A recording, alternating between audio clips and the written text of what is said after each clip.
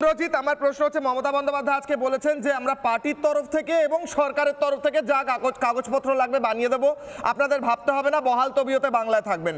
BJP বলছে যে অনুপ্রবেশকারীদের জন্য কাগজপত্র বানিয়ে দিচ্ছেন আপনারা, আর অপরপক্ষে পার্টির তরফ থেকে কোন কাগজ বানাবেন, পার্টির তরফ থেকে কোন শংসাপত্র দেওয়া যায় নাগরিকদের, উত্তর দিন। দেখুন, মমতা বন্দ্যোপাধ্যায় আজকে যা বলেছেন একেবারে 100% সঠিক কথা বলেছেন, কারণ তিনি বাংলার মানুষের পক্ষে রয়েছেন। যেভাবে বিজেপি নামক একটি দল সারা ভারতবর্ষ জুড়ে অনাচার তৈরি করে যাচ্ছে এবং সাধারণ মানুষের সাথে অবিচার করে তৈরি করে যাচ্ছে, তার বিরুদ্ধেই মমতা বন্দ্যোপাধ্যায়ের এই লড়াই। আমরা চিরকাল জেনে এসেছি মমতা বন্দ্যোপাধ্যায় প্রতিটা মুহূর্তে সাধারণ মানুষদের জন্য লড়েছেন।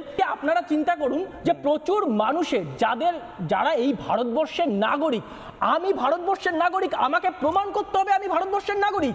আজকে চিন্তা করুন কি দোষ ছিল যারা ভারতবর্ষের নাগরিক নয়। সোনালী বিবির কি দোষ ছিল না, যারা হ্যাঁ, লাভলি খাতুনের কি দোষ ছিল? লাভলি খাতুনের দোষ ছিল ছিল কি?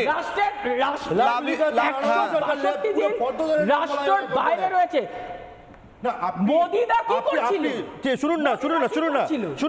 দিদির চামচা আপনি শুনুন না, আপনি দিদির চামচা আমি দিদির চামচা 100 বার আমি দিদির চামচা কেন? আপনাকে তো দিদির চামচাই বলেছি, দিদির চামচা রাজনৈতিক কথা বলছি, চামচা বলছি, পার্সোনাল অ্যাটাক নয়, রাজনৈতিক গামলা বলবো নাকি? ঠিক আছে, দিদির গামলা আমি বলছি, আপনাকে মোদির আপনাকে চামচা বলে রেগে যাচ্ছেন, আমি তাই গামলা বললাম। আমি জিজ্ঞেস করছি, আমি বলছি আপনারা বাংলাদেশিদেরকে জালি ভোটার কার্ড, আধার কার্ড বানিয়ে দিয়েছেন, এটা প্রমাণিত।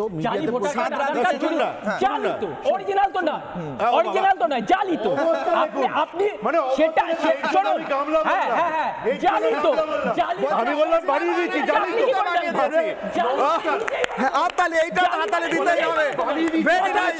ইন্দ্রজিৎ বলছে, আচ্ছা আমি একবার সাম আপ করি, আমি দর্শকদের জন্য সাম আপ করবো। ইন্দ্রজিৎ বলছে যে আমরা অরিজিনাল বানিয়ে দিইনি, জালি বানিয়ে দিয়েছি। বেশ, ভেরি নাইস ইন্দ্রজিৎ, বুঝলাম। আমি বলছি তাহলে এটা আচ্ছা ঠিক আছে, আরে বিজেপির কথা গালি মারছে, মানে কীর্তন, এটা শুনুন না, আমি বলতে হচ্ছে কি নিজে বলছে শুনুন না, জালি তো যে কেউ সরকার বিজেপিও জালি বানিয়ে নিতে পারছে, ও কথা শুনতে চাইছে না। না, আমি বলছি আচ্ছা ওনাকে বলতে দিন, আসলে উনি কথা শেষ করতে আপনার গায়ে লাগছে কেন? ও সিবিআই কে বলেছি বলে আপনার গায়ে লাগছে? আমি আসবো।